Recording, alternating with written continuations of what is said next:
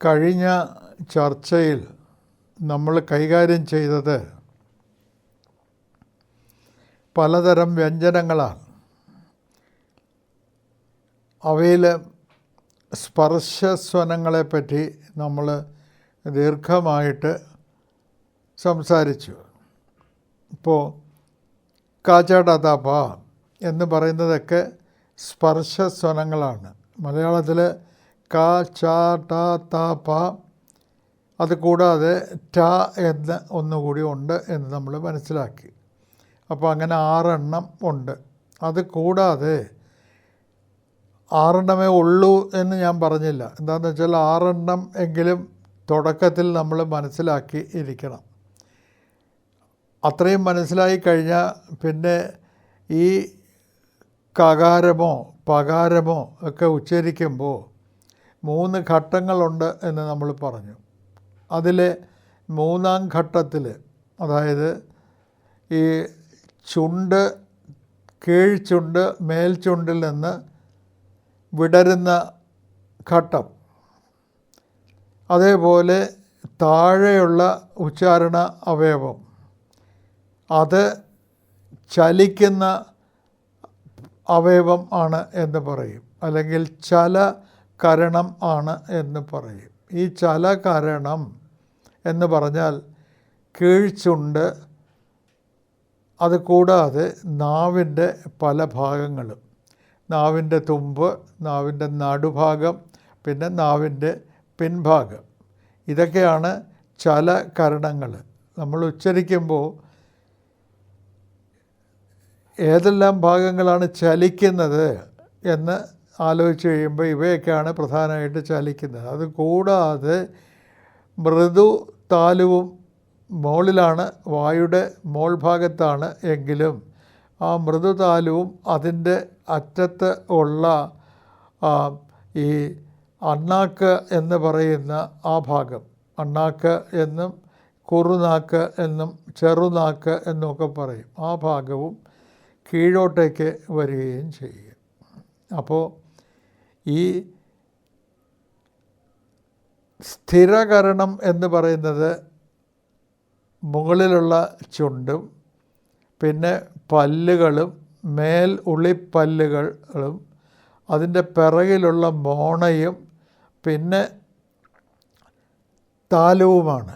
ഈ താലു തന്നെ കഠിന താലു, മൃദു താലു, ഇങ്ങനെ 2 എണ്ണം ഉണ്ട്. അതിപ്പോൾ നമ്മൾ നാക്ക് കൊണ്ട് ഒന്നും ഉച്ചരിക്കാതെ നമ്മൾ വായുടെ മോൾ ഭാഗം ഒന്ന് സർവേ ചെയ്ത് നോക്കിക്കഴിഞ്ഞാൽ അറിയാം, താലുവിൻ്റെ വായുടെ മുകൾ തട്ട്, ആ മുകൾ തട്ട് ആദ്യ ഭാഗമൊക്കെ കഠിനമായിരിക്കും, നല്ല കട്ടിയായിരിക്കും. അത് കഴിഞ്ഞ് പിറകോട്ട് പോകും തോറും അത് വളരെ മൃദു ആയിരിക്കുകയും ചെയ്യും. അപ്പോൾ ഇതൊക്കെയാണ് ശരിക്കും വായുടെ മോൾ ഭാഗത്തുള്ള ഈ, അല്ലെങ്കിൽ വായുടെ മോൾ ഭാഗത്തെ വിവിധ പ്രദേശങ്ങളാണ് ശരിക്കും സ്ഥിരകരണങ്ങൾ എന്ന് പറയുന്നത്. സ്ഥിരകരണങ്ങൾ വേണമെങ്കിൽ സ്ഥാനം എന്നും പറയാറുണ്ട്. ഉച്ചാരണ സ്ഥാനം എന്ന് വ്യാകരണത്തിൽ പലപ്പോഴും പറയാറുള്ളത് ഇതാണ്. പക്ഷേ സ്വനവിജ്ഞാനത്തിൽ ചലകരണം എന്നും സ്ഥിരകരണം എന്നും വേർതിരിക്കാറുണ്ട്. ചലകരണങ്ങൾ എന്ന് പറഞ്ഞു കഴിഞ്ഞാൽ ചലിക്കുന്നവ. കീഴ്ചുണ്ട് ചലിക്കും, അത് മേൽചുണ്ട് എന്ന് പറയുന്ന സ്ഥിരകരണത്തിൽ വന്ന് തൊടും, എന്നിട്ട് വിടും. ഇതേപോലെ നാവിൻ്റെ പല ഭാഗങ്ങളും മേലോട്ട് പൊങ്ങിയിട്ട് അത് സ്ഥിരകരണങ്ങളിൽ ചെന്ന് തൊടും, എന്നിട്ട് വിടും. ഈ വിടുന്നത് എങ്ങനെയാണ്, വിടുമ്പോൾ എന്ത് സംഭവിക്കുന്നു എന്നുകൂടി പ്രധാനമാണ്. വിടുമ്പോൾ ധാരാളം വായു ഒറ്റയടിക്ക് പുറത്തേക്ക് അങ്ങ് വരികയാണെന്നുണ്ടെങ്കിൽ അത് ശക്തി വളരെ കൂടുതലാകും ഉച്ചാരണത്തിന്. മുമ്പ് ഞാൻ പറഞ്ഞതുപോലെ ഒരു മെഴുകുതിരി കത്തിച്ച് വെച്ചിട്ട് പ എന്ന് ഉച്ചരിക്കാം, ഭ എന്നും ഉച്ചരിക്കാം. ഭ എന്ന് ഉച്ചരിക്കുമ്പോൾ ആ മെഴുകുതിരിയിലെ നാളം ഇളകും, ചിലപ്പോൾ കെട്ടുപോയി എന്നും വരും. എന്തുകൊണ്ട്? ഒരു വലിയ വായുപ്രവാഹമാണ് അവിടെ ഉണ്ടാകുന്നത്. അപ്പോൾ പ ഫ. അതേപോലെ ഖ ഛ ഠ ഥ ഫ ഇങ്ങനെയുള്ള വാക്ക്, ഇങ്ങനെയുള്ള അതിനെ മഹാപ്രാണങ്ങൾ എന്ന് പറയും. പിന്നെ ഘ ഝ ഢ ധ ഭ അവയും മഹാപ്രാണങ്ങൾ തന്നെയാണ്. പിന്നെ ഈ സ്പർശസ്വനങ്ങൾക്ക് ഉള്ള ഒരു സവിശേഷത ഈ ചകാരത്തോട് ബന്ധപ്പെട്ടതാണ്. ചായയുടെ കാര്യത്തിൽ നമ്മൾ എന്ത് ചെയ്യുന്നു?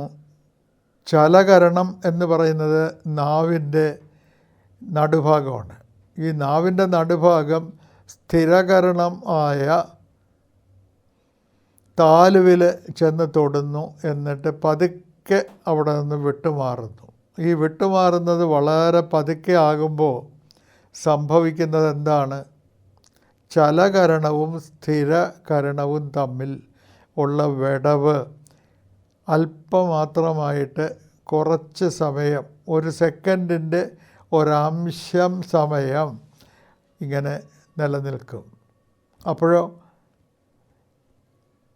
വായുടെ മുകൾ തട്ടും നാവിൻ്റെ നടുഭാഗവും തമ്മിൽ ഒരു വിടവ് അവശേഷിക്കും. ഈ വിടവ് ഉണ്ടായാലോ വായു തിങ്ങി ഞെരുങ്ങിയേ പുറത്തേക്ക് വരുള്ളൂ. വായു തിങ്ങി ഞെരുങ്ങി പുറത്തേക്ക് വന്നാൽ ഫ്രിക്ഷൻ ഉണ്ടാകും. ഫ്രിക്ഷന് നമ്മൾ ഘർഷം എന്ന് പേരുണ്ട് എന്ന് പറഞ്ഞു. ഘർഷണം എന്ന് ഫ്രിക്ഷന് പറയും. പക്ഷേ ഘർഷത്തോടു കൂടി ഉച്ചരിക്കുന്ന വ്യഞ്ജനങ്ങൾ, സ്വനങ്ങൾ, അവയെ നമ്മൾ ഘർഷസ്വനങ്ങൾ എന്നും പറയും.